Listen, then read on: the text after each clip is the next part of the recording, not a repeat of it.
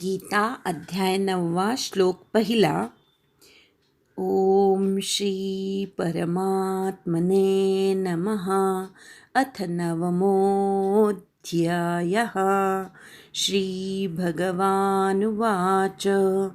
इदं तु ते गुह्यतमं प्रवक्ष्याम्यनसूयवे.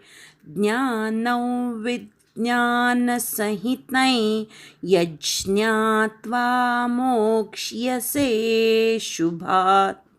ओम श्री परमात्मने नमः. परमात्मने मधला र पूर्ण म्हणायचा. खूप जण पर असं म्हणतात, तो चुकीचा उच्चार आहे. अर्धा र नाही आहे तिथे, पूर्ण र आहे.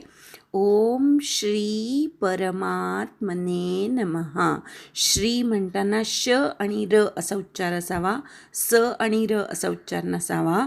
श्रीची वेलांटी दीर्घ आहे. हे सगळे मुद्दे लक्षात घ्यावे. ओम श्री परमात्मने नमः. अथ नवमोऽध्यायः. मो वाढवायचा आहे अवग्रह असल्यामुळे आणि अवग्रहावर आघात घ्यायचा. अध्यायः असं ऐकू आलं पाहिजे. अथ नवमोऽध्यायः. श्री भगवानुवाच. श्री दीर्घ उच्चार आहे.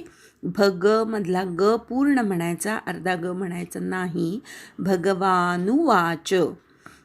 इदं अनुस्वाराचा न, तू ते, तू पटकन म्हणायचा. गुह्यतमं गुवर आघात, अनुस्वाराचा म. प्रवक्ष्याम्यनसूयवे. वक्ष्या व वर आघात घ्यायचा. क्ष्या पूर्ण म्हणायचा. वक्ष्याम्यनसूयवे. ज्ञानौ अनुस्वाराचा अर्धा व उच्चार करायचा. विज्ञानसहितं वीवर आघात, अनुस्वाराचा य, नाकातनं यचा उच्चार करायचा. यज्ञात्वा य वर आघात. मोक्ष्यसे शुभात.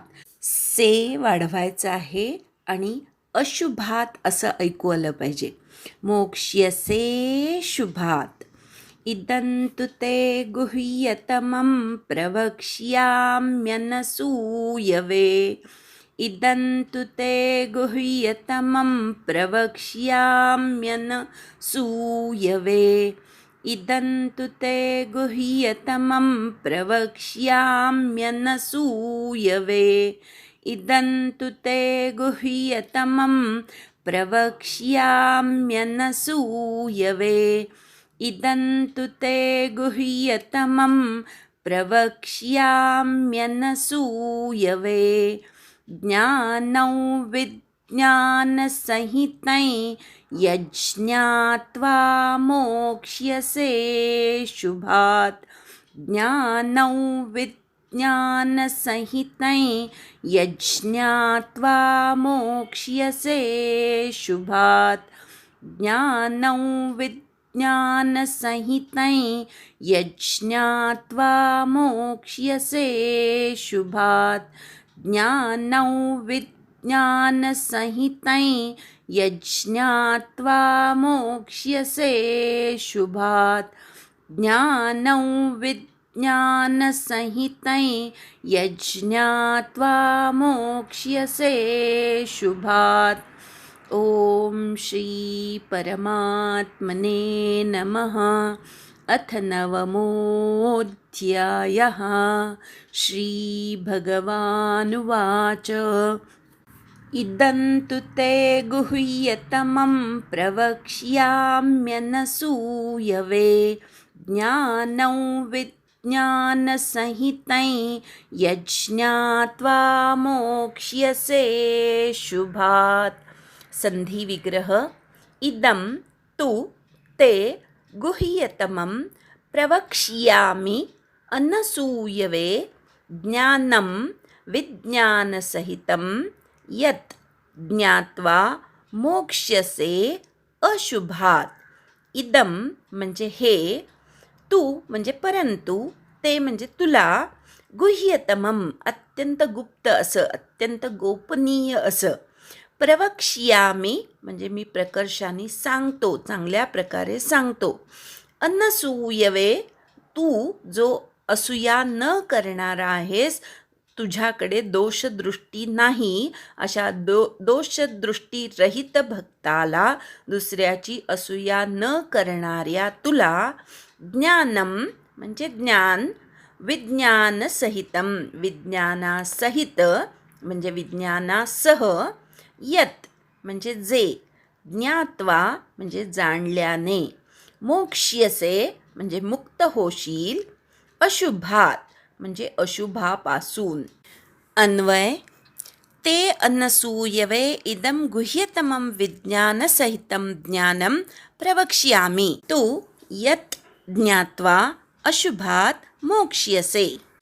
ते अनसूयवे म्हणजे तू जो असूयारहित आहेस असा दोषदृष्टीरहित असलेल्या तुला हे गोपनीय विज्ञानासहित ज्ञान मी नीटपणे सांगतो. तू ह्याला खरा तसा काहीही अर्थ नाही. च तू वै हे जे उच्चार आहेत ते वाक्यपूर्तीसाठी असतात, त्याला स्पेसिफिक असा अर्थ नसतो. आपण इथे तू म्हणजे परंतु जे जाणल्यावर दुःखरूप संसारातून तू मुक्त होशील. या अध्यायामध्ये भगवंतानी अनेक रहस्य उलगडून सांगितलेली आहेत. या अध्यायामध्ये अधियज्ञ कोण व कसाचं उत्तर, जो प्रश्न अर्जुनानी 8व्या अध्यायात विचारलेला होता त्या प्रश्नाचं उत्तर इथे दिलेलं आहे. अधियज्ञ कोण आणि कसा ह्या प्रश्नाचं उत्तर हा अध्याय आहे. व्यक्त उपासना हा राजमार्ग ह्या अध्यायामध्ये सांगितलेला आहे. आणि मनुष्याला अशुभापासून मुक्त व्हायचं असेल तर काय काय केलं पाहिजे ते सगळं गुप्त ज्ञान ह्या अध्यायामध्ये भगवंतांनी उलगडून सांगितलेलं आहे. भगवंत पहिल्याच श्लोकामध्ये म्हणतात, हा अध्याय भगवंतांनी स्वतःहून सांगायला सुरुवात केलेली आहे. मागच्या अध्यायामध्ये अर्जुनाच्या प्रश्नावरून काही गोष्टी सांगितल्या, पण 7व्या अध्यायात जो ज्ञान विज्ञान उलगडून सांगणे हा विषय सुरू केला होता तो मध्येच अर्जुनाच्या प्रश्नामुळे बाजूला पडला. तोच अध्याय आता पुढे भगवंतांनी विवरण करायला सुरुवात केलेली आहे, ज्ञान विज्ञान सांगायला सुरुवात केलेली आहे.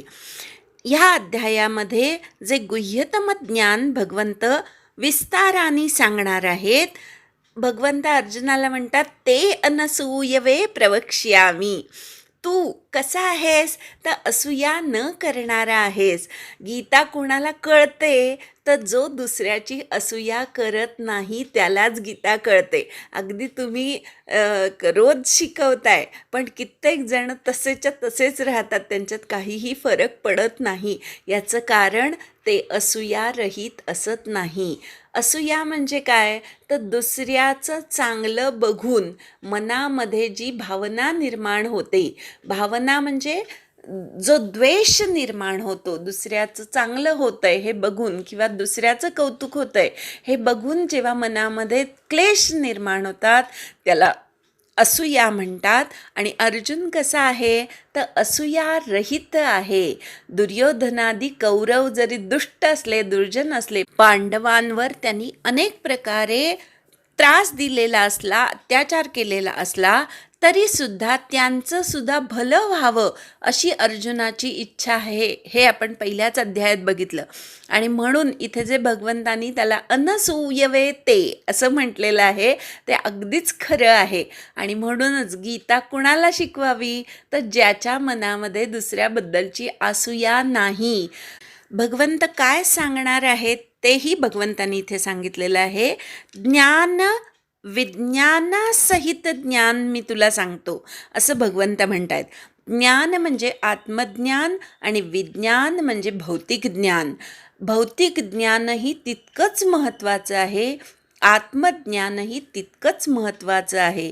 ज्ञान आणि विज्ञान हे हातात हात घालून पुढे गेले पाहिजेत. नुसतं आत्मज्ञान मनुष्याला आळशी बनवतं, काहीच करू नये असं वाटायला लागतं. काय आत्म्याच्या ध्यानामध्ये नुसतं बसून राहायचं.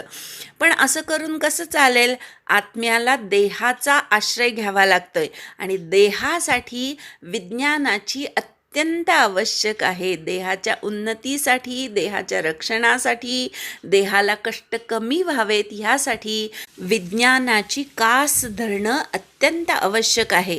पूर्वी आपण सगळी कर्म हाताने करायचो, दळण कांडणापासून सगळं. त्यामुळे काय व्हायचं, बायकांना मोकळा वेळच मिळायचा नाही. पण आता मिक्सर आहे, ओव्हन आहे, गॅस आहे, या सगळ्या विज्ञानाच्या सुविधांमुळे आपण आपला वेळ वेगळा काढून परमार्थासाठी लावू शकतो. अर्थातच विज्ञान हे मनुष्याच्या उन्नतीसाठी आहे हे लक्षात घेतलं तर विज्ञानाचं ज्ञान करून घेणं हे सुद्धा तितकंच आवश्यक आहे. संपूर्ण जगत जर भगवंतानी व्यापलेलं आहे तर विज्ञानाच्या शोधांमध्ये तो नाही का? खरं तर भगवंतानीच हे विज्ञानाचे विविध शोध मनुष्याच्या उन्नतीसाठी लावून दिलेले आहेत शास्त्रज्ञांच्या मार्फत. ही सुद्धा भगवंताचीच कृपा आहे. त्यामुळे ज्ञान आणि विज्ञान हे दोन्हीही जाणणं अत्यंत आवश्यक आहे. 7व्या अध्यायातही भगवंतांनी तेच सांगितलं की तू मला ज्ञान विज्ञान सहित जाण, म्हणजे पूर्णपणे तू जाणलं असं होईल, मग तुला अन्य काही जाणायचं बाकी उरणार नाही, असं 7व्या अध्यायातही भगवंतांनी अर्जुनाला सांगितलं होतं. इथे पुन्हा एकदा ते वेगळ्या प्रकारे सांगतात की आता ज्ञानविज्ञान जाणायचं आहे, पण ते कुणाकडून जाणायचं हेही महत्त्वाचं ना. जो ज्ञानविज्ञानाचा उद्गाता आहे, प्रमुख आहे, अशा परमेश्वराकडनं ज्ञानविज्ञान ऐकणं याच्यासारखं दुसरं सुख नाही, आनंद नाही. भगवंत इथे स्वतः म्हणतात की मी तुला ज्ञान विज्ञानासहित सांगतो, जे जाणल्यावर आता ज्ञान विज्ञान जाणण्याचा परिणाम किंवा त्याचं फल काय आहे तर अशुभात मोक्ष्यसे, अशुभापासून तू मुक्त होशील. अर्थातच आपल्या जीवनामध्ये खरं तर अशुभ असं काहीच नसतं. आपण त्याकडे जे बघतो त्यावर ते ठरतं शुभ का अशुभ. प्रत्येक गोष्ट शुभही असू शकते, अशुभही असू शकते. पण आपण ज्या गोष्टींना अशुभ मानतो अशा गोष्टी त्यापासून तू मुक्त होशील. आपण मृत्यूला अशुभ मानतो, एकटेपणाला अशुभ मानतो, दुःखाला अशुभ मानतो. ह्या सर्व अशुभापासून तू मुक्त होशील असं भगवंत म्हणतात. आता मृत्यू रूपी अशुभापासून मुक्त होणे म्हणजे काय तर मृत्यूचं भय नष्ट होणे.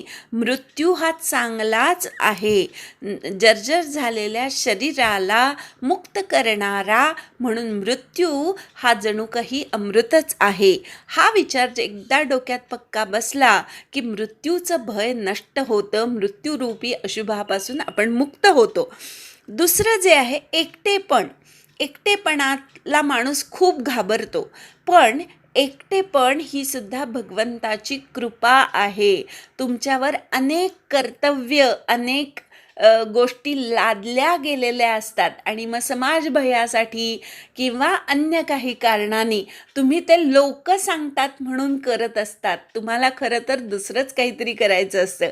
पण अशा अशुभापासनं, एकटेपणापासनं मुक्ती मिळते. कशी मिळते तर मी एकटा नाहीच आहे, माझ्याबरोबर अखंड परमात्मा आहे, तो माझ्या प्रत्येक ठिकाणी माझ्याबरोबर आहे, अशी खात्री पटणं हे एकटेपणारूपी अशुभापासनं मुक्त होणं. एकदा एक मुलगा गावाला जायला निघालेला असतो आणि त्यांनी असं ठरवलेलं असतं की म्हणजे तो आईवडिलांना सांगतो की आता मी मोठा झालो आहे, मी एकटाच जातो आजोबांकडे. आणि मग त्याला त्याचे आईवडील सगळ्या प्रकारे काळजी काय घ्यायची हे सांगतात आणि नंतर एक पाकीट त्याच्या हातात देतात आणि त्याला म्हणतात की जर प्रवासात तुला भीती वाटली, आपण एकटा आहोत असं वाटलं तर हे पाकीट उघडून बघ. त्याप्रमाणे काही काळ जातो. नंतर त्या गाडीमध्ये एक अत्यंत भयानक दिसणारा, क्रूर दिसणारा माणूस त्या मुलाच्या समोर येऊन बसतो.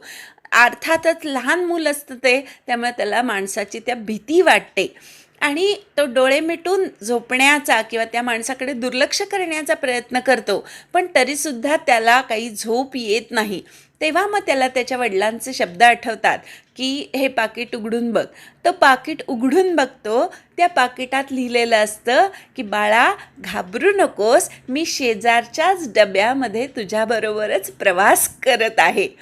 हे जे उदाहरण आहे ते आपल्याला भगवंताच्या बाबतीत तंतोतंत समजून घेता येईल. आपण एकटे नाही आहोत. तो भगवंत सतत आपल्याबरोबर आपल्याच शरीरात बसून शरीरातून प्रवास करत आहे. हे जर एकदा कळलं तर एकटेपणाचं दुःख किंवा एकटेपणाचं अशुभपण नष्ट होऊन जातं. खरं तर एकटेपणच नष्ट होऊन जातं. तिसरं अशुभ मानतो ते दुःखाला अशुभ मानतो आपण. पण दुःख वाईट नसतं. कुंतीनी तर भगवंताकडे अखंड दुःख दे असं सांगितलेलं आहे. दुःखापासून मुक्ती हा सुखाची सुरुवात आहे. भगवंत दुःख का देत असेल मनुष्याला, तर सुख आणि दुःख हे सुद्धा भगवंताचीच कृपा मानायची. दुःख जेव्हा होतं मनुष्याला तेव्हा तो भगवंताची तीव्रपणे आठवण काढतो, तीव्रपणे स्मरण करतो. आणि जेव्हा भगवंताला आपल्याला त्याच्याकडे खेचून घ्यायचं असतं तेव्हा अशा प्रकारची दुःख जास्तीत जास्त प्रमाणामध्ये सज्जनाच्या आयुष्यामध्ये येतात. आणि म्हणूनच दुःख हे वाईट नाही, तर आपली दिशा बदलवणारं, संसाराकडून परमार्थाकडे आपल्याला वळवणारं हे वळण आहे. असं एकदा समजलं की दुःखापासून मनुष्य पळून जात नाही किंवा दुःखाचा बाऊही करत नाही, दुःखाला अशुभही मानत नाही. उलट भगवंताला अत्यंत मी तुझा ऋणी आहे असं तो म्हणतो. इतके दिवस संसारामध्ये पूर्ण बुडून काम केलं, आता इतकी दुःख येऊ देत जेणेकरून आता संसाराची गोडी पूर्ण नष्ट होऊ देत, असं भगवंताकडे भक्त मागतो. म्हणूनच सज्जनांच्या आयुष्यामध्ये दुःख सगळ्यात जास्त असतात. याची कारणच ही आहेत की लवकरात लवकर भगवंताकडे वळावं अशासाठी ही दुःख येतात. भगवंत दुःख आणत नाही, त्यांना त्यांच्या प्रारब्धानुसार दुःख भोगावी लागतात.